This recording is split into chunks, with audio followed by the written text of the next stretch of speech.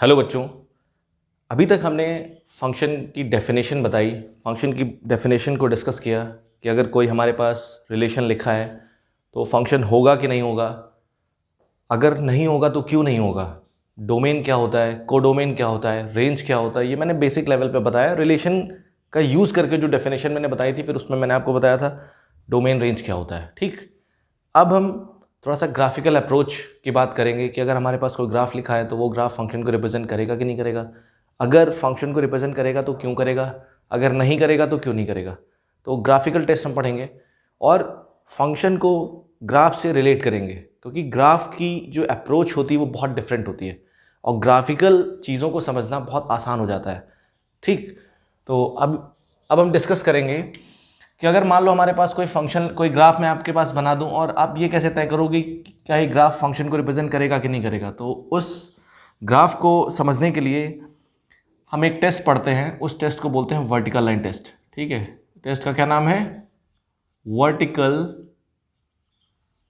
Line test. ठीक है, इसको बोलते हैं कि कोई ग्राफ फंक्शन रिप्रेजेंट करेगा कि नहीं करे, उसको बोलते हैं वर्टिकल लाइन टेस्ट। ठीक, इसको हिंदी में बोल सकते हो, वर्टिकल का मतलब होता है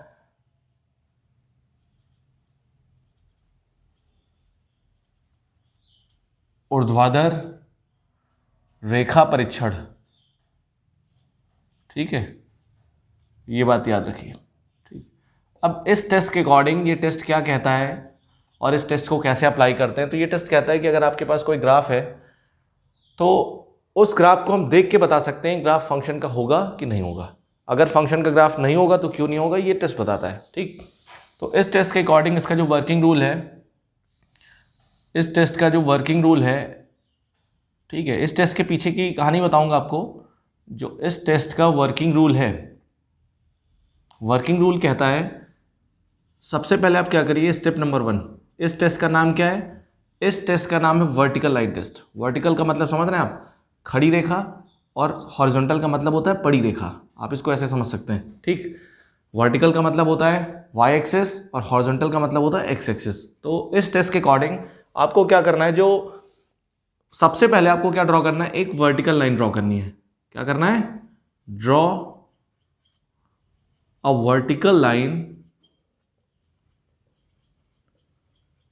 ठीक, through graph.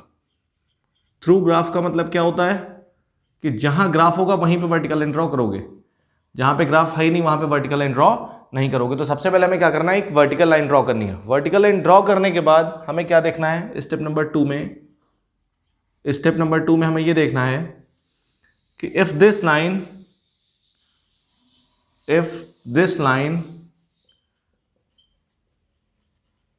intersects the graph at more than 1 points,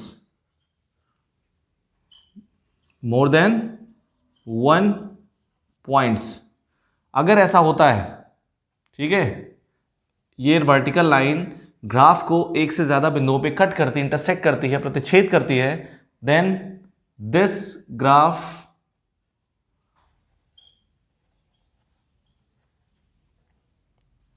is not a function, is not a function. ये ग्राफ फंक्शन का ग्राफ नहीं होगा। इतनी बात समझ आई नहीं आई? अभी मैं आपको बताऊंगा कि ऐसा करने से ऐसा आखिर क्या हो गया। अगर कोई लाइन हमारे पास किसी ग्राफ को एक से ज्यादा बार इंटरसेक्ट कर देती है तो ऐसा क्या हो जाता है कि वो ग्राफ फंक्शन का नहीं रह जाता है, ये भी मैं आपको बताऊंगा। लेकिन ये टेस्ट आपको समझ में आया नहीं आया? जो लोग हिंदी मीडियम के हैं वो लोग लिख सकते हैं कि सबसे पहले एक ऊर्ध्वाधर रेखा खींचेंगे ग्राफ से होते हुए, फिर उसके बाद क्या करना है, अगर यह रेखा ग्राफ को एक से अधिक बिंदुओं पे कट करती है, प्रतिच्छेद करती है, तो यह ग्राफ कभी भी फंक्शन का नहीं होगा। ठीक, तो एग्जाम्पल के तौर पर जैसे मान लो मैंने एक एग्जाम्पल ले लिया, सपोज करिए मैंने एक एग्जाम्पल ले लिया, मैंने आपको एक ग्राफ बना के दे दिया, मैंने कहा ये ग्राफ बनाया, ये एक्स एक्सिस और ये वाई एक्सिस। मैं आपसे कहूँ क्या ये ग्राफ कभी फंक्शन का हो सकता है, तो आपने क्या किया, वर्टिकल लाइन ड्रॉ करी। वर्टिकल लाइन ड्रॉ की, आप इधर वर्टिकल लाइन ड्रॉ नहीं करोगे, क्यों? क्योंकि इधर ग्राफ नहीं है, ग्राफ कहाँ, इधर है। तो आप वर्टिकल लाइन आपने ड्रॉ की, एक वर्टिकल लाइन ड्रॉ की, तो आपने देखा यही एक वर्टिकल लाइन ग्राफ को 2 बार इंटरसेक्ट कर रही है, एक यहाँ कट कर रही है और एक यहाँ कट कर रही है। तो इसका मतलब ये ग्राफ क्या होगा, फंक्शन का नहीं होगा। तो क्या लिखेंगे, not a function, not a function, ये ग्राफ फंक्शन का नहीं होगा। फिर उसके बाद अगला एग्जाम्पल लेते हैं। जैसे मान लो मैंने एक ग्राफ ये बनाया, मैंने आपसे कहा बताइए क्या ये ग्राफ कभी फंक्शन का ग्राफ हो सकता है क्या, ये वाला। तो आप देखिए, आप ड्रॉ करिए लाइन, कहीं भी ड्रॉ करिए, आप कोई भी वर्टिकल लाइन ड्रॉ करिए, ये सिर्फ एक ही बार कट करेगी। ये देखिए इधर ड्रॉ करिए, चाहे आप इधर ड्रॉ करिए, ये ग्राफ की ये जो वर्टिकल लाइन होगी ग्राफ को एक बार में एक पॉइंट पे कट करेगी। अब बहुत सारे लोग कहेंगे देखो सर 2 बार कट कर रही है, एक लाइन यहाँ पे कट खींचा हमने, एक लाइन इधर खींचा, एक ये कट कर रही है और एक ये कट कर रही है। तो 2 लाइन की हम बात नहीं कर रहे हैं, आप सिंगल वर्टिकल लाइन खींचें और वो सिंगल वर्टिकल लाइन ग्राफ को एक से ज्यादा बार कट करे। कोई भी आप सिंगल वर्टिकल लाइन खींचो, कहीं भी खींचो, वो ग्राफ को हमेशा क्या करेगी, एक ही बार इंटरसेक्ट करेगी। तो ये जो ग्राफ हमने बनाया है ये किसका ग्राफ होगा, ये ग्राफ फंक्शन का होगा। ठीक है, अभी मैंने क्या किया, मैंने एक सर्कल ड्रॉ किया, ये ड्रॉ किया। ठीक, मैंने आपसे कहा बताइए क्या ये ग्राफ फंक्शन का होगा, तो आपने देखिए एक वर्टिकल लाइन ड्रॉ करी और वो वर्टिकल लाइन क्या किया, उसने ग्राफ को क्या किया, 2 बार इंटरसेक्ट कर दिया। तो ये ग्राफ फंक्शन का नहीं होगा, नॉट अ फंक्शन। कोई दिक्कत। अगला देखिए, मैंने एक ग्राफ ये बनाया, ठीक है, इधर भी मैंने बनाया ऐसे करके। आप बताइए क्या ये ग्राफ फंक्शन का होगा, बिल्कुल होगा, क्योंकि आप वर्टिकल लाइन ड्रॉ करो, कहीं भी वर्टिकल लाइन ड्रॉ करो, ये वर्टिकल लाइन सिर्फ और सिर्फ एक ही बार कट करेगी। देखिए तो क्या होगा, ये फंक्शन का ग्राफ होगा। तो ये तो आपको समझ आ गया होगा ना कि कोई भी ग्राफ फंक्शन का होगा कि नहीं होगा, कैसे चेक करेंगे। आपको क्या करना है, वर्टिकल लाइन ड्रॉ करना है। एक देखिए और मैं ग्राफ बनाता हूँ, आप बताइए क्या ये ग्राफ फंक्शन का होगा, बिल्कुल होगा, क्योंकि आप वर्टिकल लाइन कहीं भी ड्रॉ करो हमेशा क्या करेगी, एक ही बार कट करेगी। देखिए इधर ड्रॉ करिए आप, चाहे आप इधर ड्रॉ करिए, चाहे आप इधर ड्रॉ करिए, एक ही बार कट करेगी। तो क्या होगा, ये ग्राफ फंक्शन का ग्राफ होगा। अगर कोई भी वर्टिकल लाइन ग्राफ को एक बार इंटरसेक्ट करती है तो ग्राफ किसका होता है, फंक्शन का होता है। अब देखिए सवाल उठता है, एक बार इंटरसेक्ट करती है तो ग्राफ फंक्शन का होता है, लेकिन अगर एक से ज्यादा बार इंटरसेक्ट करती है तो फंक्शन का नहीं होता है। क्यों नहीं होता है, हमें समझना है कि अगर एक से ज्यादा बार लाइन ने इंटरसेक्ट कर दिया तो इंटरसेक्शन के बाद ऐसा क्या हो जाता है कि वो ग्राफ फंक्शन का नहीं रह पाता है। जब अब देखिए एक्सप्लेन करते हैं इसे, ठीक है। तो ध्यान से देखिए आप, जैसे मान लो मैंने ये ले लिया, ठीक, ये मैंने एक ग्राफ लिया, हमने ड्रॉ किया, हमने एक वर्टिकल लाइन ड्रॉ करी, ये हमारे पास एक्स एक्सिस है और ये वाई एक्सिस है। ठीक, देखिए फंक्शन को मैं आपको बहुत डीपली पढ़ाऊंगा, बहुत डीपली। आपके पास एक अपॉर्चुनिटी है सीखने की, सारे लेक्चर्स आएंगे, ये बात याद रखिएगा। ऐसा नहीं कि मैंने 2 वीडियोस बना दी फिर उसके बाद मैंने टॉपिक क्लोज कर दिया, ऐसा नहीं है। सारे लेक्चर्स आएंगे एकदम बेसिक के साथ, और आपको थियरी के साथ साथ क्वेश्चंस भी मैं भेजता हूं। जिन लोगों ने अभी तक टेलीग्राम ग्रुप को ज्वाइन नहीं किया है, ज्वाइन कर लें। मैंने अभी उस पर कल शाम में एक PDF भेजी थी, 10 क्वेश्चंस थे, बहुत बेसिक क्वेश्चन का लेवल, थियरी के हिसाब से मैं क्वेश्चन भेजूंगा, ये बात याद रखिएगा। तो आपके पास एक बहुत अच्छी अपॉर्चुनिटी सीखने की, और उन बच्चों को ये वीडियो पहुंचाइए, उन बच्चों तक वीडियो ये पहुंचाइए जो वाकई में सीखना चाहते हैं, जिनके पास कोई रिसोर्स नहीं है, गांव से बिलोंग करते हैं, वो वाकई में सीखना चाहते हैं मैथ्स, लेकिन उनके पास कोई भी रिसोर्स नहीं है, कोई टीचर्स नहीं है, टीचर्स हैं लेकिन बोर्ड लेवल पढ़ाते हैं, बोर्ड से ऊपर बताते नहीं हैं। तो आप क्या कर सकते हो, इन वीडियोस को पढ़ के, इन वीडियोस की थियरी पढ़ के आप NDA एग्जाम हो गया, JEE मेंस एग्जाम हो गया, BHU का एग्जाम हो गया, बहुत सारे एग्जाम्स क्वालिफाई कर सकते हो, क्योंकि जो मैं इसमें कंटेंट आपको दे रहा हूँ up to JEE mains level रहेगा। क्योंकि अगर आप JEE मेंस की तैयारी करते हो तो क्या टीचर आपको एकदम हाई लेवल पे ले जाएगा, वो तो पढ़ाएगा ना बेसिक। तो जो लोग ये कमेंट करते हैं क्या वीडियो JEE मेंस के लिए है, बिल्कुल ये सारी वीडियो JEE मेंस के लिए है। ये अगर आप पढ़ लेते हो तो NDA ऐसा एग्जाम तो कुछ भी नहीं रह जाता, ठीक है। तो देखिए, तो मैंने क्या किया, एक ग्राफ बनाया और ये लाइन क्या की, 2 बार इंटरसेक्ट किया। इस लाइन ने क्या किया, 2 बार इंटरसेक्ट किया, किसे, फंक्शन को, मतलब इस ग्राफ को 2 बार इंटरसेक्ट किया। अब देखो ऐसा क्या हो रहा है कि 2 बार इंटरसेक्ट करने से ये ग्राफ नहीं हो रहा है फंक्शन का। तो देखो ये मैंने मान लिया, सपोज करो ये लाइन जो ड्रॉ की मैंने, ये लाइन कितनी डिस्टेंस पे है, ये लाइन इस लाइन का कोऑर्डिनेट क्या है, ये लाइन x1 डिस्टेंस पे है, ओरिजिन, मतलब इस लाइन की इक्वेशन क्या है, x बराबर x1। ठीक, तो ये पॉइंट क्या है, x1, 0 है कि नहीं भाई, x एक्सिस पे ये वाला जो पॉइंट है इसके कोऑर्डिनेट x1, 0 है। तो देखो जब हमने क्या किया, इस ग्राफ में x बराबर x1 रखा तो x1 के करस्पॉन्डिंग y की 2 वैल्यूज आ रही हैं, ध्यान से देखिएगा। x1 के करस्पॉन्डिंग, x1 कुछ भी हो सकता है, 2 हो सकता है, 3 हो सकता है, 4 हो सकता है। मैंने एक आर्बिट्रेरी पॉइंट ले लिया, मैंने एक स्वैच्छिक बिंदु ले लिया, तो x1 कुछ भी हो सकता है। तो ये लाइन x1 है, ये डिस्टेंस x1 है, तो मतलब इसका मतलब इस लाइन की इक्वेशन x बराबर x1 होगी। तो इस पॉइंट के कोऑर्डिनेट क्या है, x1, 0। x1 के करस्पॉन्डिंग आपको y की कितनी वैल्यू मिल रही है? आपको y की 2 वैल्यूज मिल रही है। ध्यान से देखिए, एक मिल रही है y1 और दूसरी कितनी मिल रही है? दूसरी मिल रही है y2। बात समझ आई नहीं आई? एक मिल रही y1 और दूसरी मिल रही y2। तो यहां से क्या हो गया? x1 किससे जुड़ गया? 2 पॉइंट से जुड़ गया। x1 y1 से जुड़ गया और x1 किससे जुड़ गया? y2 से जुड़ गया। तो एक पॉइंट, डोमेन का एक पॉइंट को डोमेन में जाके 2 से जुड़ गया। इसका मतलब ये केस फंक्शन में पॉसिबल नहीं होता है। फंक्शन में मैंने आपको बताया था कि अगर हमारे पास रिलेशन ए से बी डिफाइंड है तो सेट ए का प्रत्येक एलिमेंट सेट बी में कहीं ना कहीं जुड़ा होना चाहिए, और सेट ए का सिंगल एलिमेंट सेट बी में 2 से जाके नहीं जुड़ सकता। ये केस फंक्शन में पॉसिबल नहीं है, मैंने आपको क्लियरली मेंशन किया था वहां पे। तो इसका मतलब क्या है? डोमेन का एक एलिमेंट को डोमेन में जाके 2 से जुड़ गया, एक एलिमेंट की 2 इमेज आ गई। ये केस पॉसिबल नहीं है फंक्शन में। तो इसका मतलब इसी वजह से क्या होता है कि अगर कोई वर्टिकल लाइन हम खींचते हैं और वर्टिकल लाइन ग्राफ को एक से ज्यादा बिंदुओं पे इंटरसेक्ट करती है तो वो ग्राफ फंक्शन नहीं रह जाता है, क्योंकि फंक्शन की कंडीशन क्या हो जाती है? वॉयलेट हो जाती है, फंक्शन की कंडीशन का उल्लंघन हो जाता है। बात समझ आई नहीं आई? तो ये वर्टिकल लाइन टेस्ट के बारे में है। आज से, अभी से अगर आपके पास कोई ग्राफ आता है तो ग्राफ को आप देख के ही बता सकते हो ग्राफ फंक्शन का होगा कि नहीं होगा। इतने मैंने ग्राफ आपको ड्रॉ कर दी, और भी आप ड्रॉ कर सकते हो। ठीक, कोई दिक्कत किसी को इसमें? अब देखिए, मैं इसे इरेज करता हूं। ठीक है, जो मैंने टेलीग्राम पे क्वेश्चंस भेजे थे, बहुत बेसिक क्वेश्चंस थे, आप लोग प्रैक्टिस करिए, और अगर आपको कोई दिक्कत आती है तो आप उसको लिखिए, बताइए मुझे। मैं उन क्वेश्चंस का सलूशन आपको भेजूंगा, आपको माइंडसेट दूंगा कैसे होते हैं। ठीक है, लेकिन जो पीडीएफ भेजी जाती है उसको प्रैक्टिस जरूर करें, प्रॉपर नोट्स बनाएं, नोट्स में आप सॉल्व करें। ठीक है, और धीरे धीरे आपको खुद अंदाजा लग जाएगा कि ये कंटेंट कैसा है, किसी से पूछने की जरूरत आपको नहीं पड़ेगी। ठीक है, अब देखिए चीज़ों को मैं आगे एक्सप्लेन कर रहा हूं।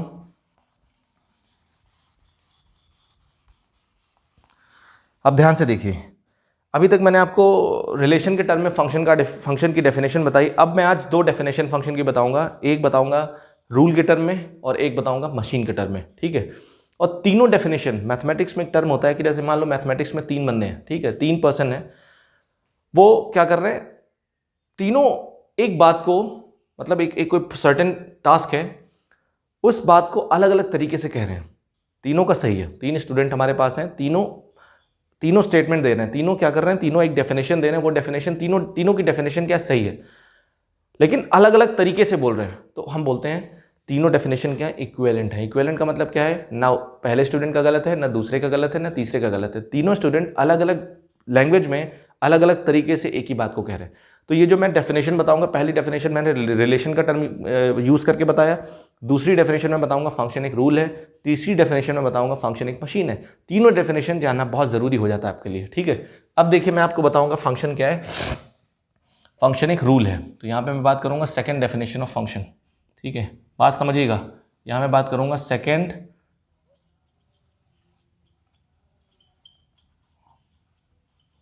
डेफिनेशन ऑफ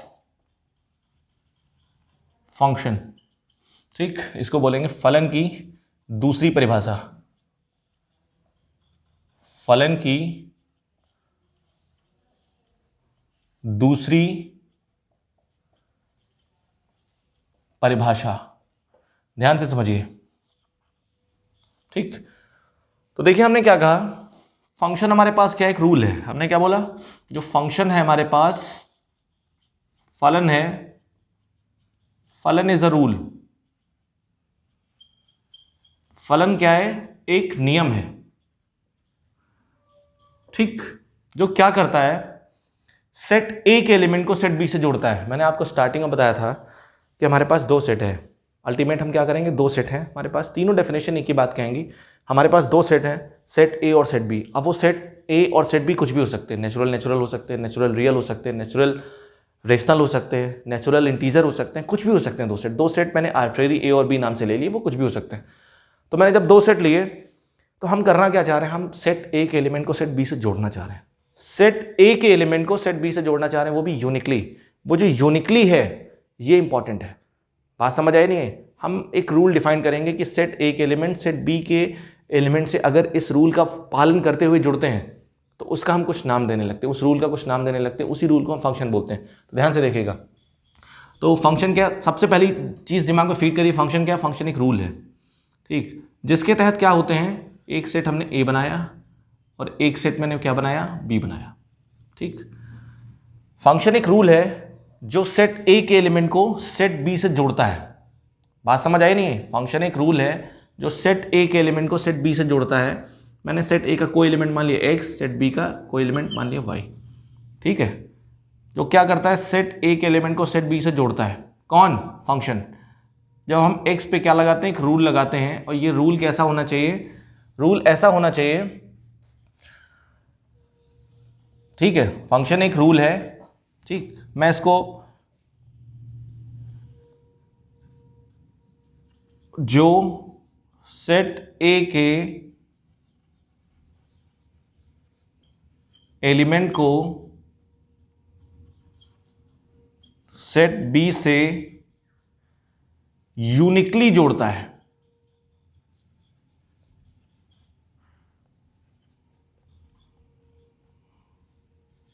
ध्यान समझिएगा, फंक्शन एक रूल है जो क्या करता है, सेट ए के एलिमेंट को सेट बी से क्या जोड़ता है, यूनिकली जोड़ता है। सेट ए के, यहां लिख लीजिए, प्रत्येक एलिमेंट को, यहां पे क्या लिखेंगे आप, सेट ए के प्रत्येक एलिमेंट को, ये मैं इधर लिख रहा हूं, यहां पे एक मिस्टेक हो गई है, यहां लिखेंगे सेट ए के प्रत्येक एलिमेंट को।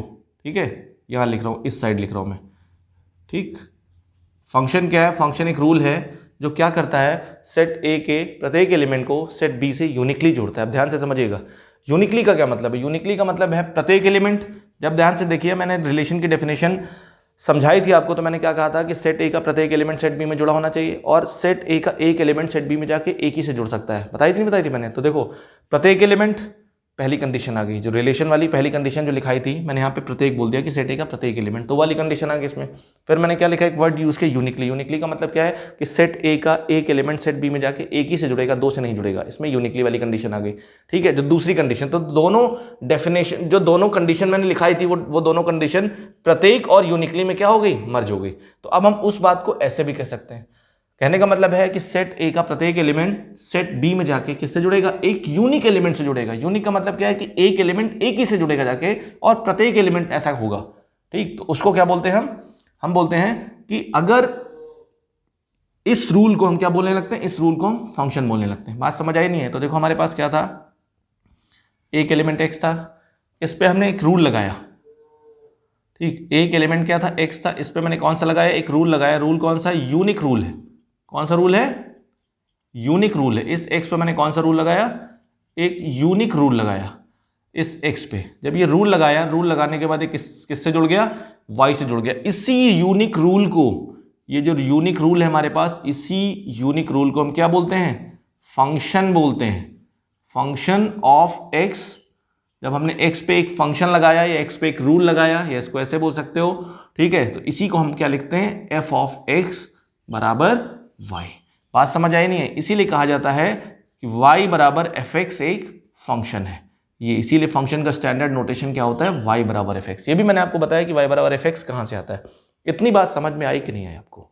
अगर कोई दिक्कत आपको है तो आप अपनी प्रॉब्लम्स ग्रुप पे लिखिए, कमेंट सेक्शन में लिखिए, सारी प्रॉब्लम्स का सोल्यूशन दिया जाएगा। ठीक, ध्यान से समझिएगा। तो हमने क्या किया, यहाँ पे हमने क्या कहा कि x पे हमने एक यूनिक रूल लगाया। वो यूनिक रूल क्या कहता है कि सेट a का प्रत्येक एलिमेंट सेट b में कहीं ना कहीं यूनिकली जुड़ा होना चाहिए। ये एक यूनिक रूल हमने x पे लगाया, x y के बराबर हो गया, y से जुड़ गया।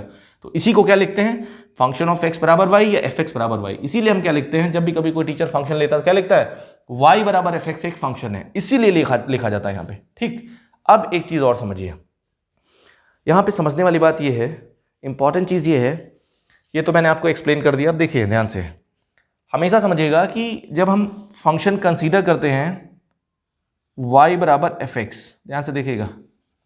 ठीक, तो इसमें जो x है हमारे पास, x और y दो वेरिएबल आ रहे हैं। कितने हैं, दो वेरिएबल आ रहे हैं। तो दो वेरिएबल है, इसमें जो x होता है, x को हम क्या बोलते हैं, इंडिपेंडेंट वेरिएबल। क्या बोलते हैं, इंडिपेंडेंट। x को बोलते हैं इंडिपेंडेंट वेरिएबल, या x को क्या बोलते हैं, स्वतंत्र चर। क्या बोलते हैं, स्वतंत्र चर, या बोलते हैं इसको इंडिपेंडेंट वेरिएबल, या इसी का एक और नाम होता है इनपुट। क्या नाम होता है इसका, इनपुट, या इसी का एक और नाम होता है डोमेन। ये बात याद रखिएगा, पूरी मैथमेटिक्स जो डेवलप की गई उसमें एक्स वेरिएबल को क्या माना गया, इंडिपेंडेंट माना गया। अगर एक्स को हम डिपेंडेंट मानते और वाई को इंडिपेंडेंट मानते तो पूरी मैथमेटिक्स, पूरी इक्वेशन सब उसी हिसाब से होती। बात समझ आई नहीं? आपके पास क्या है कि जैसे मान लो अभी तक क्या होता है, सिंपल सी बात है, अगर जैसे आपसे कहा जाता है 1 किलोग्राम बराबर 1000 ग्राम होता है, लेकिन ये चीज़ें जब डेवलप की गई थी, अगर 1 किलोग्राम बराबर 100 ग्राम माना जाता तो आज हम वो पढ़ रहे होते। बात समझ आई नहीं है? 1 किलोग्राम बराबर अगर 100 ग्राम पहले डिफाइन कर दिया गया होता तो आज हम वो पढ़ रहे होते। ठीक, जैसे मान लो हमारे पास 1 किलोमीटर बराबर 1000 मीटर होते हैं, तो अब पहले से चीज़ें डिफाइन कर दी गई ना, तो सारी कैलकुलेशन इसी हिसाब से चलेगी। अगर स्टार्टिंग में जब ये चीज़ें डेवलप की जा रही थी, अगर 1 किलोमीटर बराबर 100 मीटर माना गया होता तो आज हम वो पढ़ रहे होते। तो हमारे पास दो वेरिएबल हैं एक्स और वाई, किसी एक को तो आप इंडिपेंडेंट मानोगे, किसी एक को डिपेंडेंट मानोगे। तो ये एक्स एक्सिस को या एक्स वेरिएबल को क्या माना गया, इंडिपेंडेंट माना गया। इंडिपेंडेंट मान के सारी कैलकुलेशन की गई। बात समझ आई नहीं है? तो अगर आपके पास दो वेरिएबल हैं एक्स और वाई, तो वहां पे क्या है, एक्स वेरिएबल को आप क्या मानेंगे, इंडिपेंडेंट, और वाई वेरिएबल को क्या मानेंगे, डिपेंडेंट। ठीक, तो हमारे पास ये इंडिपेंडेंट वेरिएबल है, ये इसी का एक और नाम होता है इनपुट, इसी का एक और नाम होता है डोमेन। ये जो जब ये इंडिपेंडेंट है तो y किस पे कर रहा है, y डिपेंड कर रहा है किस पे, x पे डिपेंड कर रहा है, तो y को हम क्या बोलते हैं, डिपेंडेंट वेरिएबल, परतंत्र चर, डिपेंडेंट वेरिएबल। ठीक, डिपेंडेंट वेरिएबल, इसी का एक और नाम होता है आउटपुट। जब भाई वैल्यू रखोगे आप तो कुछ ना कुछ आपको मिलेगा, इसी का एक और नाम होता है रेंज। बात समझ आई नहीं? कोई दिक्कत? परिसर, आउटपुट और परतंत्र चर, कोई दिक्कत इसमें? इसीलिए कहा जाता है जो एक्स एक्सिस होती है वो इंडिपेंडेंट एक्सिस होती है। आपने फिजिक्स में पढ़ा होगा कि जब भी आप डिस्प्लेसमेंट टाइम का ग्राफ, एक्सेलरेशन टाइम का ग्राफ, वेलोसिटी टाइम का ग्राफ ड्रॉ करते थे तो आप टाइम को किस एक्सिस पे लेते थे, टाइम को हमेशा एक्स एक्सिस पे लिया जाता था। याद है नहीं याद है? अब देखिए मैं इसे इरेज कर रहा हूं, चीज़ों को बहुत स्लो मोशन में आगे ले जाएंगे कि आपको 100% समझ आए, क्योंकि फंक्शन एक ऐसा टॉपिक है, इसको समझने के लिए और समझाने के लिए बहुत एफर्ट चाहिए। आपको बहुत एफर्ट करनी है और आपसे ज़्यादा मेरे को एफर्ट करनी है, क्योंकि अगर इसमें मैंने जल्दबाजी कर दी तो ये बात याद रखिएगा, पूरी कैलकुलस भर आप परेशान रहेंगे। जब तक कैलकुलस पढ़ेंगे तब तक आप परेशान रहेंगे और आप कमांड कभी नहीं हासिल कर पाएंगे। ठीक है, तो ये देखिए फंक्शन के बारे में हुआ। ठीक, तो ये बात याद रखिएगा, अगर कभी भी अगर हम कार्टेशियन प्लेन की बात करेंगे, क्योंकि हम ग्राफ से भी लिंक करेंगे फंक्शन को, तो ये एक्स एक्सिस है और ये वाई एक्सिस है। तो ये बात आपको याद रखना है, ये जो एक्स एक्सिस होगी, इस एक्स एक्सिस को हम क्या बोलेंगे, एक्स एक्सिस को बोलेंगे हम इंडिपेंडेंट एक्सिस।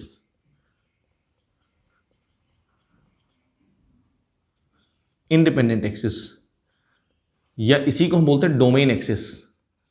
ठीक, ये डोमेन होती है, जो भी डोमेन होगा वो यहां पे रिप्रेजेंट किया जाएगा। एक्स एक्सिस पे जो हम इंडिपेंडेंट वैल्यूज होंगी या फंक्शन का जो डोमेन होगा वो एक्स एक्सिस पे हम लिखेंगे। ठीक, अब देखिए, और ये जो वाई एक्सिस होती है इसको हम बोलते हैं डिपेंडेंट एक्सिस। क्या बोलते हैं, डिपेंडेंट एक्सिस, या इसी को हम बोलते हैं रेंज। ठीक, जो आउटपुट मिलेगा वो कहां पे मार्क किया जाएगा, वाई एक्सिस पे, और जो इनपुट होगा वो कहां पे मार्क किया जाएगा, एक्स एक्सिस पे। बात समझ आई नहीं? अगर कभी भी किसी फंक्शन का ग्राफ बना होगा तो डोमेन के लिए आपको एक्स एक्सिस देखना है और रेंज के लिए आपको क्या देखना है, वाई एक्सिस देखना है। बात समझ आई नहीं है? अब देखिए, अब मैं बात करता हूं, सिंपल सी बात है, थर्ड डेफिनेशन ऑफ फंक्शन। ध्यान से समझिएगा, third definition of function, third definition of function, फलन की तीसरी परिभाषा, फलन की तीसरी परिभाषा। ठीक, ध्यान से देखिए, ये सब तीनों डेफिनेशन इक्विवेलेंट है, एक है। तो देखिए इसमें क्या है, हमने कहा फंक्शन को हमने जोड़ा मशीन से। फंक्शन को मैंने किससे जोड़ा, हमने कहा फंक्शन कुछ नहीं, फंक्शन एक मशीन है। जैसे अगर मैं मशीन की बात करूं तो मशीन के पास बेसिकली क्या होती है, तीन चीज़ें होती हैं, input, output and processing. Input output में कैसे कन्वर्ट हुआ, दैट इज कॉल्ड प्रोसेसिंग, उसको बोलते हैं प्रोसेसिंग। ठीक, जैसे मान लो फैन की हम बात करें, फैन एक मशीन है, फैन को हमने क्या दी, इलेक्ट्रिसिटी दी फैन को, फैन घूमने लगा, फैन चलने लगा, आउटपुट के तौर पे घूमने लगा फैन। लेकिन इलेक्ट्रिसिटी फैन को घुमाने में, आउटपुट क्या है, फैन घूमने लगा। बात समझ आई नहीं है? लेकिन हमने इलेक्ट्रिसिटी दी इनपुट के तौर पे, तो ऐसा थोड़े ना कि किसी भी आप लोहे की रॉड को आप अगर इलेक्ट्रिसिटी दे दोगे तो घूमने लगेगी। तो ऐसा इसका मतलब इलेक्ट्रिसिटी ने फैन के अंदर जाके कुछ ऐसा काम किया कि फैन घूमने लगा। तो इनपुट आउटपुट में कैसे कन्वर्ट हुआ उसको बोलते हैं प्रोसेसिंग। बात समझ आई नहीं है? करेक्ट। अब देखिए ध्यान से, तो हम यहां क्या बात करेंगे? Function is a machine, function is like a machine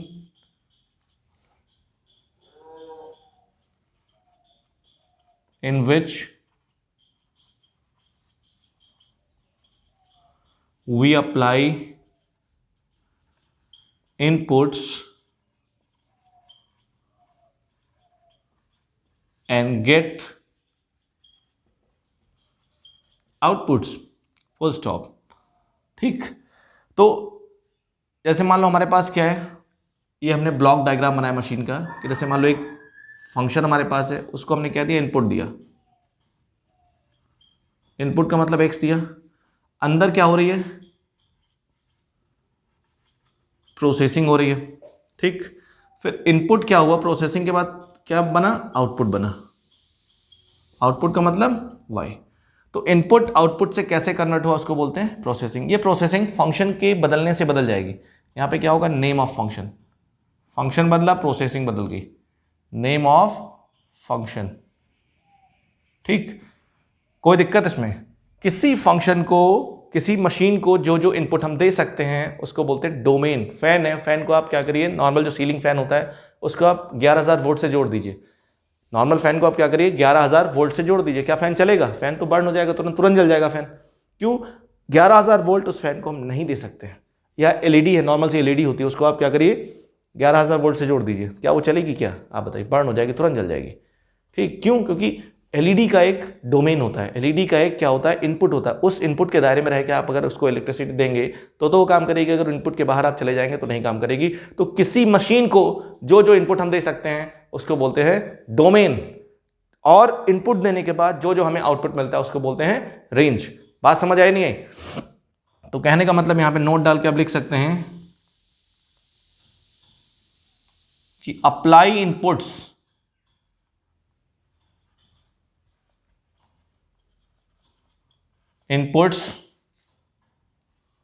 are called domain, domain of function. Function को मैं एफएन से डिनोट कर रहा हूं, ठीक है? करेक्ट। फिर उसके बाद क्या होता है? द सेट ऑफ आउटपुट, जो आउटपुट मिलेगा उसे क्या बोलेंगे? Output is called range, range of function. इतनी बात समझ आई नहीं आई? तो किसी मशीन को जो जो इनपुट दे सकते हैं उसको बोलते हैं डोमेन, और उसके करस्पॉन्डिंग जो आउटपुट मिलेगा उसे बोलते हैं रेंज। इतनी बात क्लियर है नहीं क्लियर है?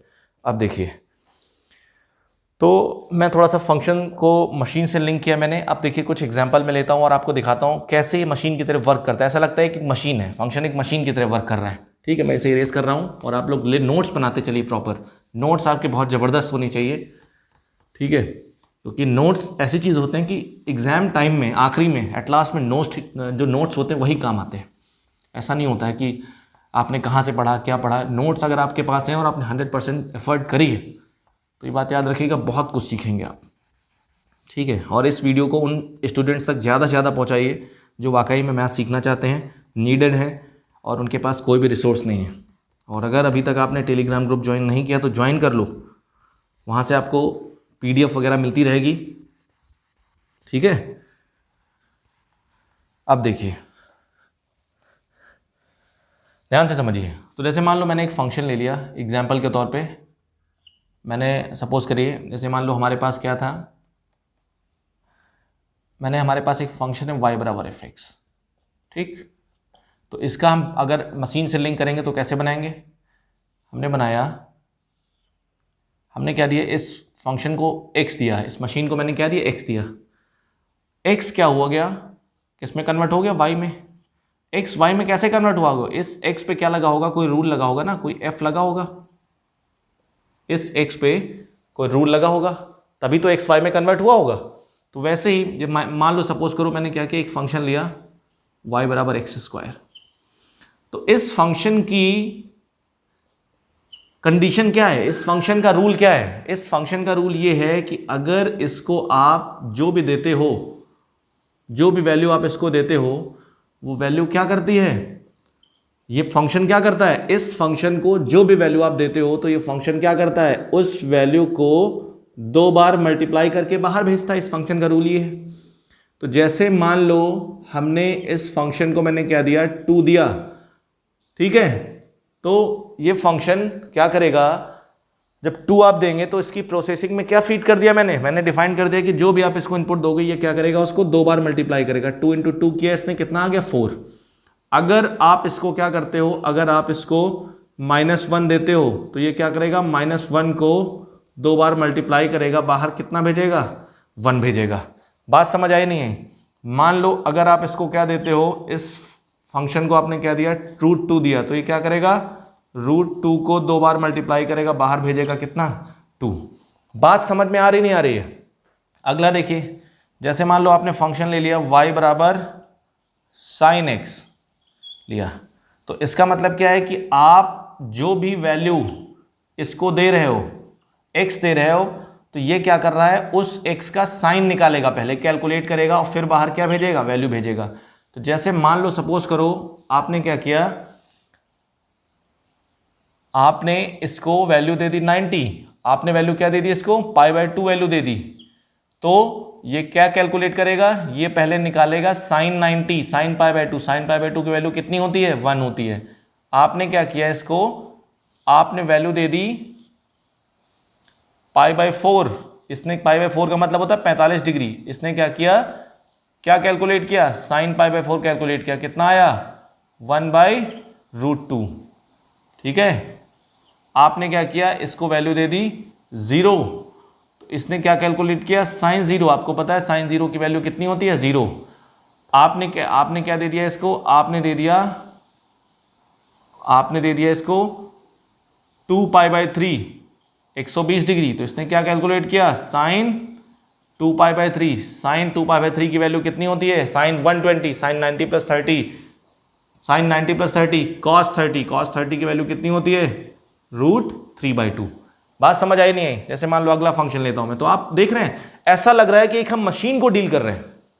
ध्यान से देखिए कितना इंटरेस्टिंग पोर्शन है, ऐसा लग रहा है कि हम मशीन को डील कर रहे हैं, ऐसा लग रहा है एक मशीन है हमारे पास, हम इनपुट दे रहे हैं, हमें आउटपुट मिल रहा है। ठीक है, देखो मैंने मशीन से लिंक किया है।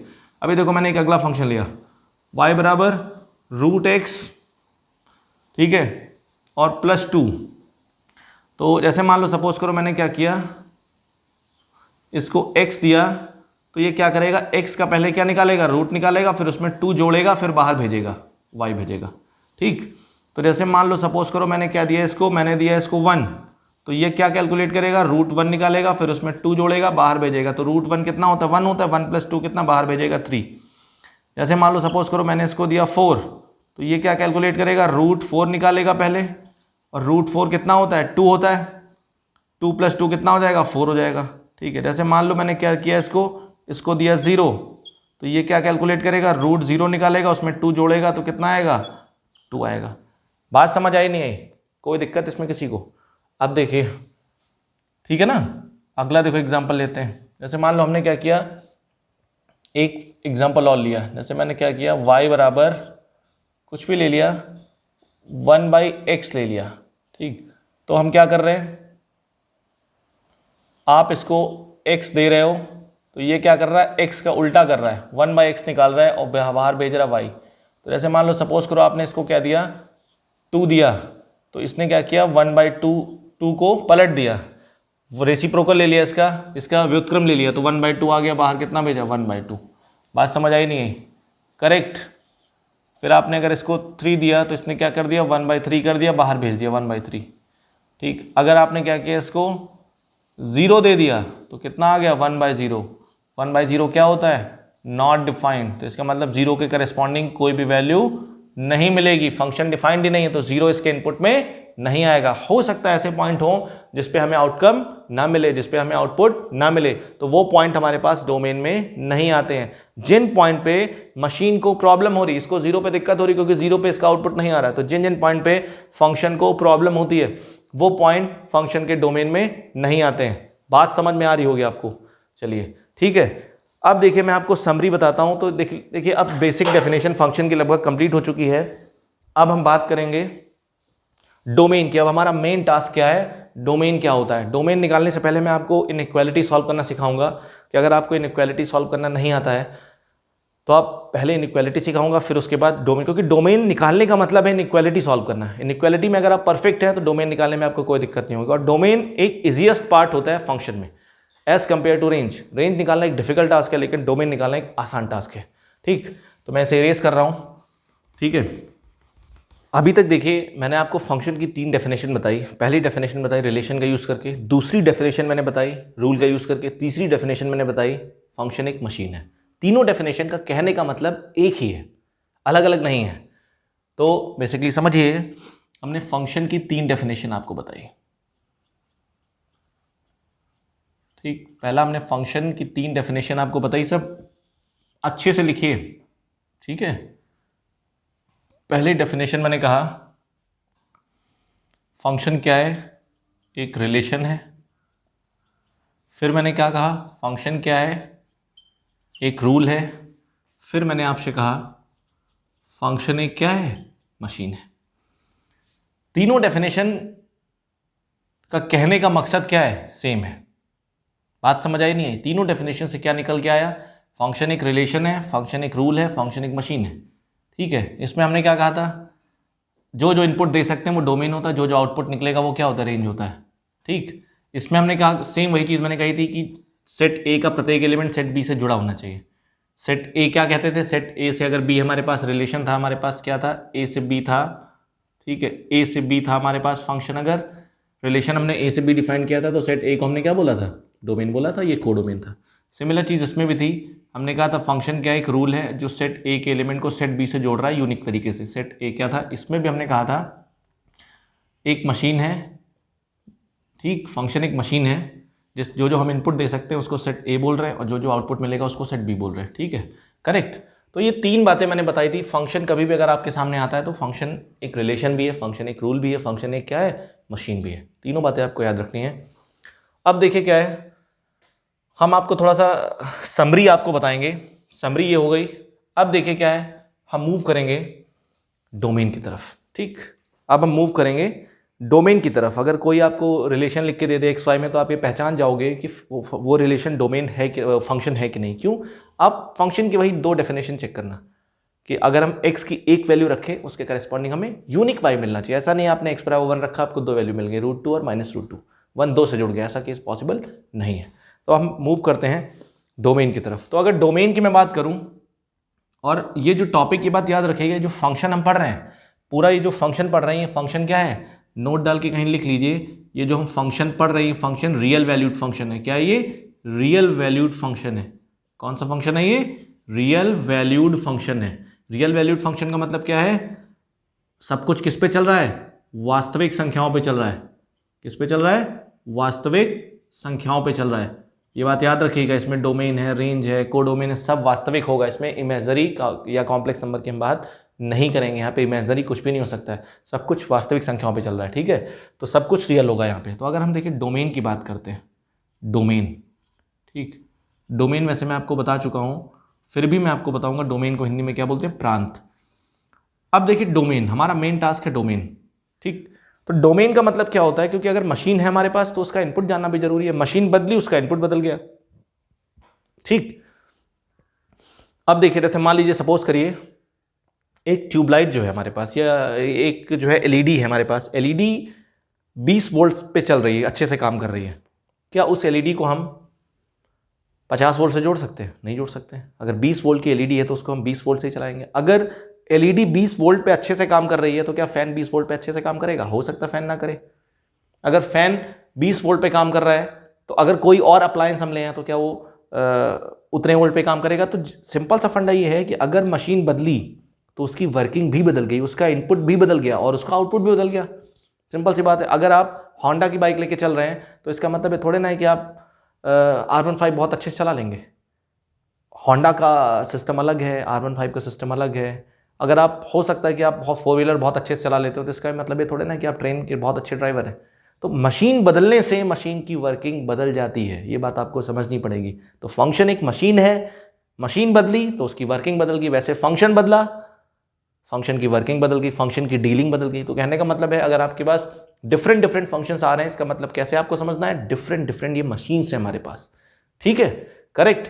तो देखिए डोमेन क्या है, डोमेन बेसिकली क्या होता है, डोमेन क्या होता है कि फंक्शन को जो जो वैल्यू हम दे सकते हैं, या इसको मैं ऐसे बोल सकता हूं, ऐसी वैल्यूज का सेट जिसके लिए फंक्शन डिफाइंड होता है। ध्यान से समझिएगा, अभी मैं आपको एक्सप्लेन करूंगा कायदे से। तो डोमेन को क्या बोलते हैं, डोमेन रियल वैल्यूज का सेट होता है, the set of real values, ठीक, the set of real values for which function is defined, for which function is defined. Defined word इसको मैं एक्सप्लेन करूंगा, the set of real values for which function is defined called domain of function. क्या बोलते हैं इसको, domain of function. इतनी बात समझ आई नहीं है, उन रियल वैल्यूज का सेट जिसके लिए फंक्शन क्या होता है, डिफाइंड होता है। या इसको आप ऐसे समझ सकते हो कि कोई फंक्शन अगर आपके पास लिखा है तो किसी फंक्शन का डोमेन वो होता है जो जो वैल्यू या जो जो इनपुट उस फंक्शन को आप दे सकते हो वो सब कुछ डोमेन होता है, और जो जो नहीं दे सकते वो डोमेन में नहीं आता है। बात समझिएगा। तो कहने का मतलब है कि उन रियल वैल्यूज का सेट जिसके लिए फंक्शन क्या होता है, डिफाइंड होता है, परिभाषित होता है। इसको हिंदी में कैसे लिखेंगे, एक्स के उन वास्तविक मानों का समुच्चय जिसके लिए फलन परिभाषित होता है। ये बात याद रखिएगा, एक्स के उन वास्तविक मानों का समुच्चय जिसके लिए फलन परिभाषित होता है, फलन का प्रांत कहलाता है। जो लोग हिंदी मीडियम वाले हैं वो लोग लिख लें, ठीक। अब ध्यान से देखिएगा, इस वर्ड को मैं समझाता हूं डिफाइंड, क्योंकि ये डेफिनेशन देखने में तो बहुत इजी लगती है, लेकिन चीज़ों को समझ पाना, चीज़ों को एक्सप्लेन कर पाना बहुत डिफिकल्ट होता है। इसीलिए मैं कहता हूं लाइन टू लाइन पढ़ें, मैथमेटिक्स की किताबें पढ़ें, असली ज्ञान किताबों में छुपा हुआ है।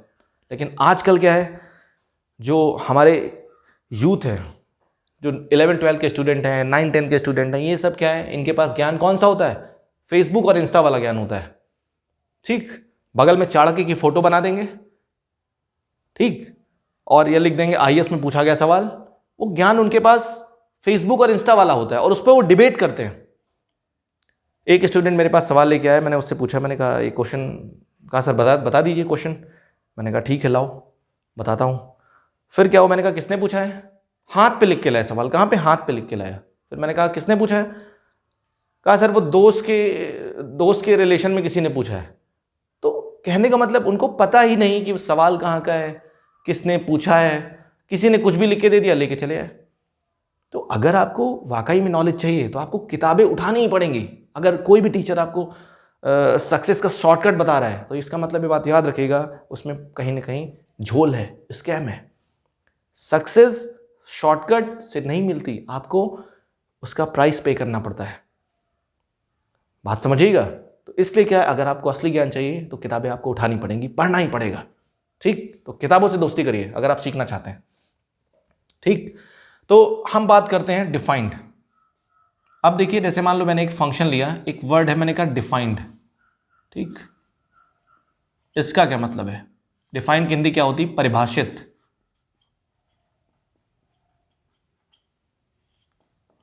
तो जैसे मान लो मैंने एक फंक्शन लिया y बराबर 1/x, ये मैंने एक फंक्शन ले लिया, ठीक। हमने क्या किया, इसमें x बराबर 1 रखा। हमने क्या किया, पुट x बराबर 1। जब मैंने x बराबर 1 रखा तो हमें कितना मिला, y बराबर 1/1 मतलब 1 मिला। हमने क्या किया, इसमें x बराबर कितना रखा, पुट x बराबर 2, y बराबर कितना मिला, 1/2। तो देखो x बराबर अगर 1 रखा तो हमें आउटकम मिल रहा नहीं मिल रहा है। x बराबर जब इसमें मैंने 1 रखा तो मेरे को आउटकम मिल रहा है, 1 मिला।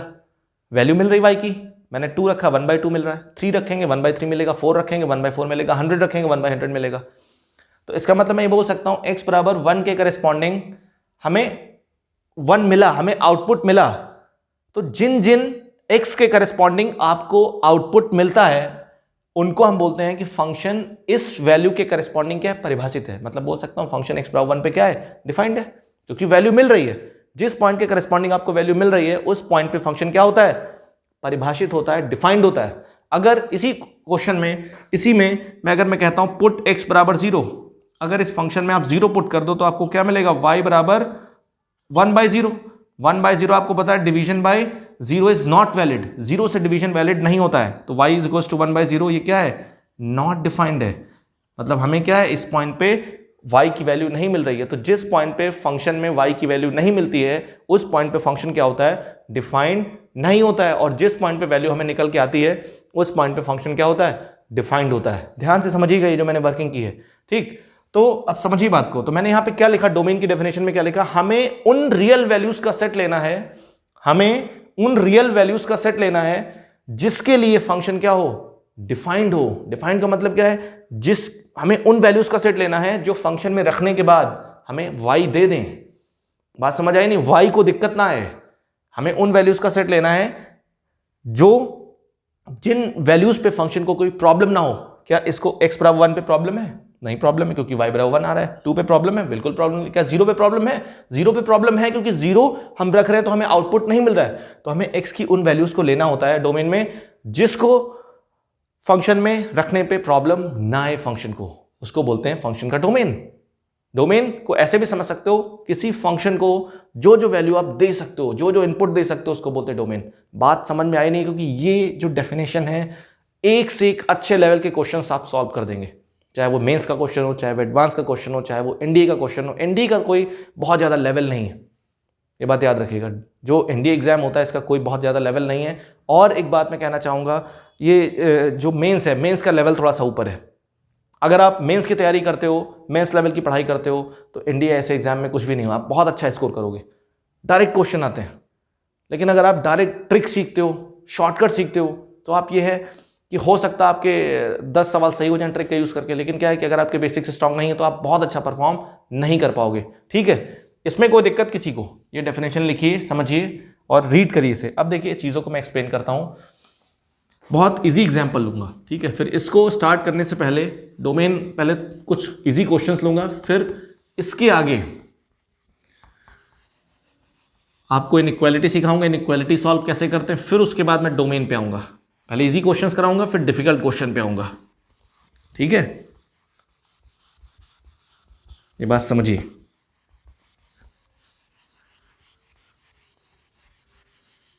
मेरा एक टारगेट है, टारगेट ये है कि इन वीडियोस को उन स्टूडेंट तक पहुंचाना जो वाकई में नीडेड हैं, वाकई में सीखना चाहते हैं।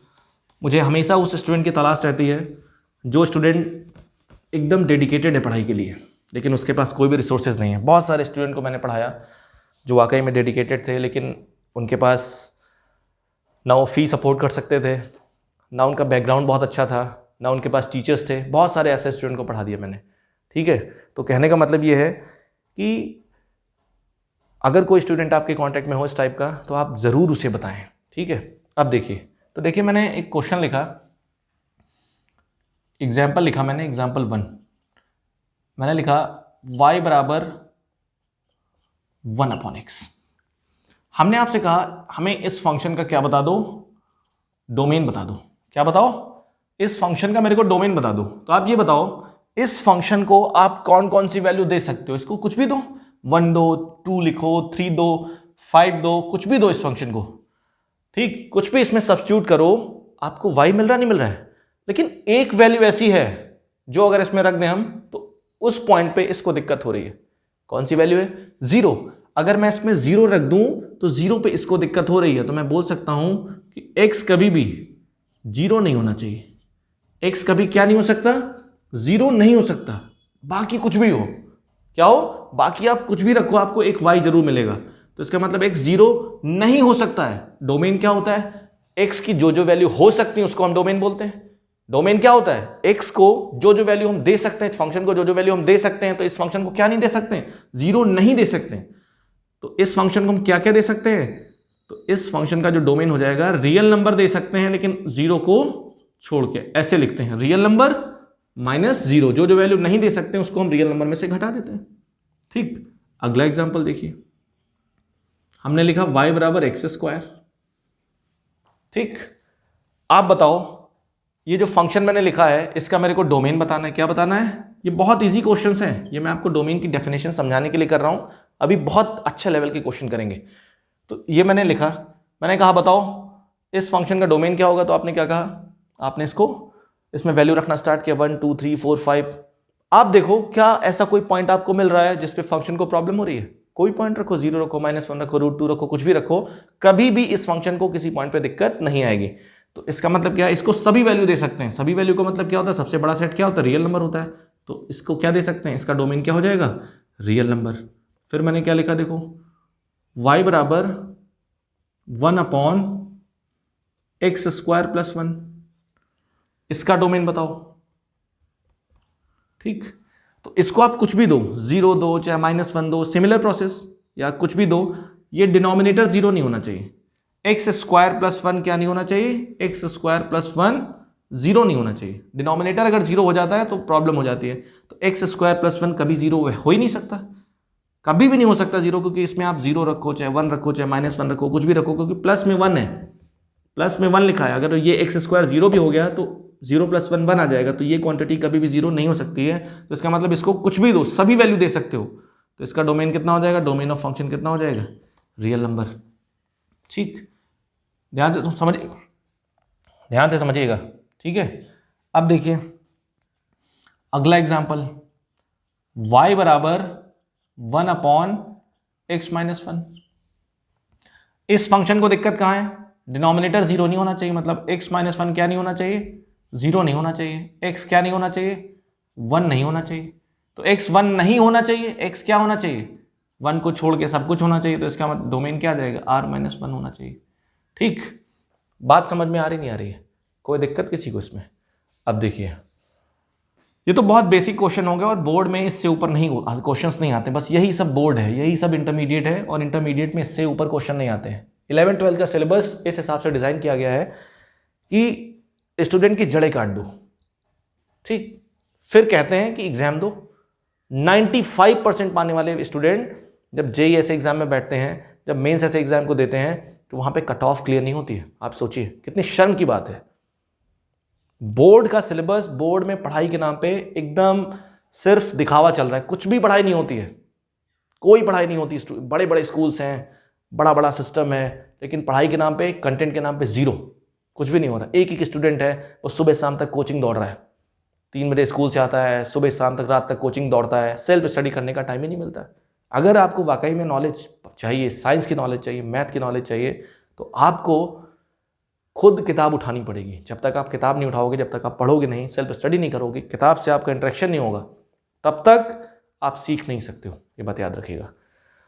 ठीक, क्लियर, कोई दिक्कत इसमें? अब देखिए क्वेश्चन डोमेन के कैसे आते हैं। मान लो एक क्वेश्चन में लिखता हूं, डोमेन का क्वेश्चन आएगा y बराबर √(x² - 5x + 6)। इस टाइप का क्वेश्चन आ सकता है।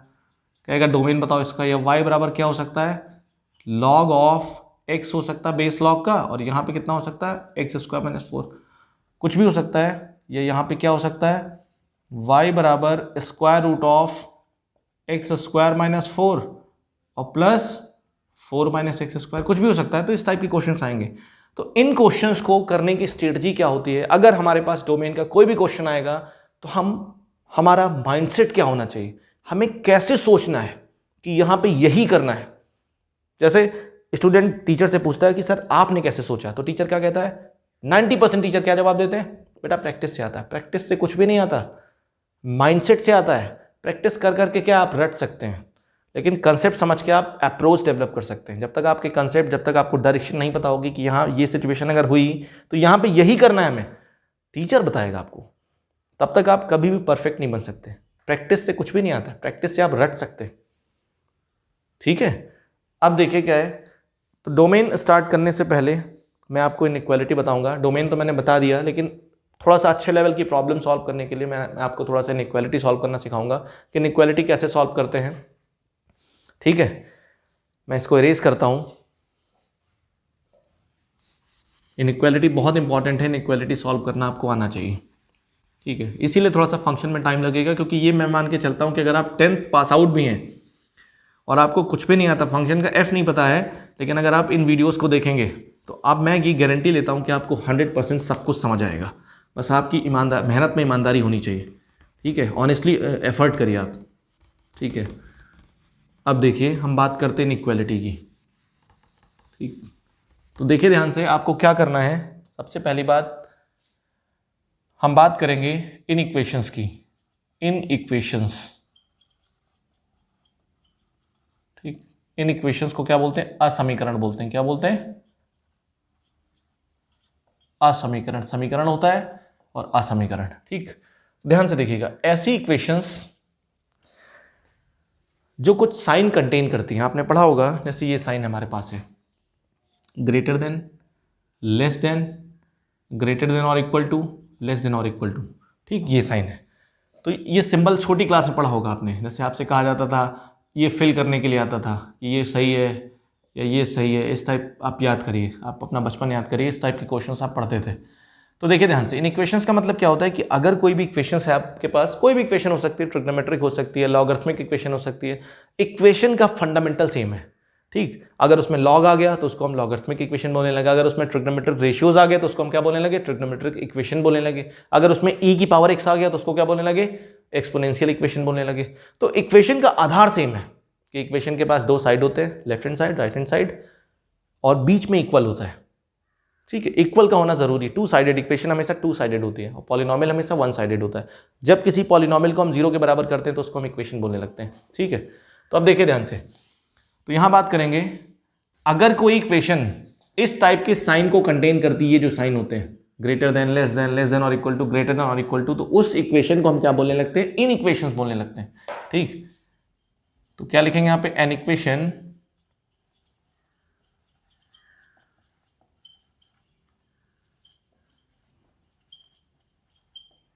containing greater than, less than, greater than or equal to, or less than or equal to, an equation containing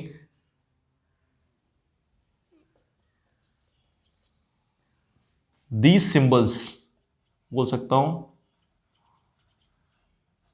ठीक है, called in equations। इसको हिंदी में कैसे लिखेंगे, जो हिंदी मीडियम वाले स्टूडेंट हैं, इन इक्वेशंस। ऐसा समीकरण, यदि कोई समीकरण, इसको ऐसे लिख लीजिए आप जो हिंदी मीडियम के हैं, यदि कोई समीकरण इन चिन्हों को कंटेन करता है, यदि किसी समीकरण में ये चिन्ह होते हैं तो उस समीकरण को असमीकरण बोलने लगते हैं। बात समझ आई नहीं आई? अब देखिए, जैसे मान लो एग्जाम्पल के तौर पे हमने क्या किया, ये हमारे पास, ध्यान से देखो, x square minus 5x plus 6 बराबर 0, ये क्या है, एक समीकरण है, ये एक इक्वेशन है। अगर मैंने ये लिखा x square minus 5x plus 6 greater than 0, तो ये क्या है, ये एक इन इक्वेशन है, ये एक इनइक्वालिटी है, इसको बोलते हैं इनइक्वालिटी। ये जो हमारे पास सिंबल्स होते हैं, ये इनइक्वालिटी इनको बोलते हैं, ठीक है, असमिका बोलते हैं। तो ये एक असमिका बन गई हमारे पास, ये एक इनइक्वेशंस बन गई। ये हमारे पास लिखा है एक्स स्क्वायर माइनस 4 बराबर 0, और ये लिख दिया मैंने x square minus 4 greater than 0। तो ये क्या हमारे पास है, ये एक इनइक्वालिटी बन गई, ठीक है। ये हमारे पास क्या, एक इनइक्वेशन बन गई। तो इसको सॉल्व करने की एक टेक्निक होती है, ठीक। ये जैसे मान लो यहाँ लिख दिया मैंने ln x का whole square minus 5 ln x plus 6 less than 0, तो ये क्या बन गई, लॉगरिथमिक इनइक्वालिटी बन गई, इसमें लॉग आ गया। या मैं यहाँ पे लिख देता हूँ sin x is greater than 0, तो ये एक ट्रिग्नोमेट्रिक इनइक्वालिटी बन गई। तो trigonometric ratios, log, exponential function आ जाने से इक्वेशंस या इन इक्वेशंस का फंडा बदल नहीं जाता, बेसिक सबको सेम है। तो बेसिक आपको कमांड करनी है अपने बेसिक पे, ठीक। अब देखिए इसको सॉल्व कैसे करते हैं, क्या तरीका होता है, ध्यान से समझिए। इधर देखिए, जैसे मान लो मैंने क्या किया, एक बहुत बेसिक इक्वेशन ली मैंने ये लिया एक्स स्क्वायर माइनस 4 बराबर 0, ये एक समीकरण है हमारे पास, ये एक इक्वेशन है। तो इसका मतलब हमने क्या किया, इसको सॉल्व किया, एक्स स्क्वायर बराबर 4 हो जाएगा, तो x बराबर कितना आएगा, प्लस माइनस 2 आ जाएगा। तो इसका मतलब x की दो वैल्यू आ गई, 2 और -2। अब ध्यान से समझिए, इसको मैं एक्सप्लोर कर रहा हूँ थोड़ा सा। ये जो इक्वेशन लिखी है हमारे पास है, इसका क्या अर्थ है, इसका अर्थ ये है कि हमें x की उन वैल्यूज़ को चाहिए, हमें x की उन वैल्यूज़ को निकालना है जिसके लिए ये समीकरण 0 हो जाए। या इसको ऐसे बोल सकते हो, हमें x की उन वैल्यूज़ को फाइंड करना है कि अगर वो वैल्यू इस इक्वेशन में हम पुट कर दें, सब्स्टिट्यूट कर दें, तो वैल्यू हमें कितनी मिलेगी, 0 मिलेगी। मैं अगर आपसे कहूँ क्या x बराबर 1 इसमें रख सकते हैं, 1 होगा इसका सोल्यूशन? नहीं होगा, क्योंकि 1 अगर आप इसमें रख रहे हो तो 0 नहीं आ रहा है, लेकिन 2 होगा और -2 होगा। जब हमने इसको सॉल्व किया तो हमें 2 वैल्यू मिली x की, 2 और -2। तो अगर 2 और -2 आप इसमें रख दो तो ये इक्वेशन क्या हो रहा है, सेटिस्फाई हो रहा है, लेफ्ट हैंड साइड बराबर राइट हैंड साइड हो जा रहा है। तो कहने का मतलब है हमें x की ऐसी वैल्यू को फाइंड करना है जिसको रख दें हमें क्या मिल जाए, 0 मिल जाए। लेकिन अगर मैंने क्या किया, यहाँ पे एक साइन लगा दिया, मैंने क्या किया, मैंने x² - 4 ग्रेटर देन 0 लगा दिया, तो इसका अर्थ क्या हुआ, इसको कैसे पढ़ेंगे, इसको पढ़ेंगे हमें x की ऐसी वैल्यू को फाइंड करना है, या x की हमें उन वैल्यूज को फाइंड करना है कि अगर वो वैल्यू इसमें रख दें तो हमेशा ये वैल्यू राइट हैंड साइड के लेफ्ट हैंड साइड क्या आना चाहिए, पॉजिटिव आना चाहिए। हमें x की उन वैल्यूज को फाइंड करना है कि जिसके लिए ये इक्वेशन क्या होनी चाहिए, ये लेफ्ट हैंड साइड हमेशा क्या होना चाहिए, 0 से बड़ा होना चाहिए। नहीं समझे आप? फिर से देखिए, हमें x की उन वैल्यूज को फाइंड करना है कि अगर वो वैल्यू इसमें हम रख दें तो जो लेफ्ट हैंड साइड हमारे पास है वो क्या होना चाहिए, 0 से बड़ा हो जाना चाहिए। अभी देखिए, अगर मैं यहाँ पे क्या लगा दूं, x² - 4 लेस देन और इक्वल टू 0 लगा दूं, तो इसका मतलब हुआ कि हमें x की उन वैल्यूज को फाइंड करना है कि जिसके लिए ये लेफ्ट हैंड साइड क्या होगा, 0 से छोटा होना चाहिए और 0 के बराबर भी हो सकता है, क्योंकि यहाँ पे इक्वल का साइन लग गया। ध्यान समझिए। तो हमें इस टाइप की इक्वेशंस को सॉल्व करना है, इन इक्वेशंस को सॉल्व करना है, इनइक्वालिटी को सॉल्व करना है। सॉल्व करने की एक टेक्निक होती है, प्रॉपर टेक्निक होती है, उस टेक्निक को आपको समझना है। ठीक है, तो अभी तक मैंने आपको क्या क्या पढ़ाया समझिए। अभी तक मैंने आपको फंक्शन बताया, फंक्शन की डेफिनेशन बताई, थोड़ा बहुत डोमेन के बारे में आइडिया दिया, इमेज प्री इमेज क्या होती है इसके बारे में बताया मैंने, कोडोमेन क्या होता है, रेंज क्या होता है उसका भी मैंने रफ आइडिया दिया। लेकिन क्या होगा, एग्जाम में जब आपसे क्वेश्चन आएगा तो एग्जाम में आपको पिक्टोरियल डायग्राम थोड़े ना बना के देगा, आपको फंक्शन लिख के देगा। आपको ऐसे कोई फंक्शन लिख के दे देगा, y बराबर x² - 4 अपॉन x की पावर 4 प्लस x + 1, कहेगा बताओ इसका डोमेन बताओ, या कहेगा बताओ इसका रेंज बताओ। तो जब हमारे पास एग्जाम में क्वेश्चन आएगा तो क्वेश्चन में पिक्टोरियल डायग्राम नहीं बना होगा कि आप डोमेन देख लोगे, रेंज देख लोगे, वहाँ पे क्या होगा, क्वेश्चन लिखा होगा x y के टर्म में, तो हमें डोमेन और रेंज बताना होगा। ठीक है, तो सारी कहानी डोमेन के लिए की जा रही है, फिर उसके बाद हम रेंज की तरफ मूव करेंगे, तो स्लो मोशन में धीरे धीरे हम आगे बढ़ेंगे। ठीक है, तो ये सब चीज़ें मैंने आपको पढ़ाई, प्रॉपर नोट्स बनाई आप लोग, और नोट्स बनाने के साथ साथ आप चीज़ों को रिवीजन करिए टाइम टू टाइम। टेलीग्राम पे मैं क्वेश्चंस डालता रहूँगा, उससे रिलेटेड जो मैं पढ़ाऊँगा, जहाँ पे नीडेड होगी, जब एक प्रॉपर थियरी हो जाएगी तब मैं क्वेश्चंस दूंगा आपको। ठीक, आप वहाँ से प्रैक्टिस कर सकते हैं।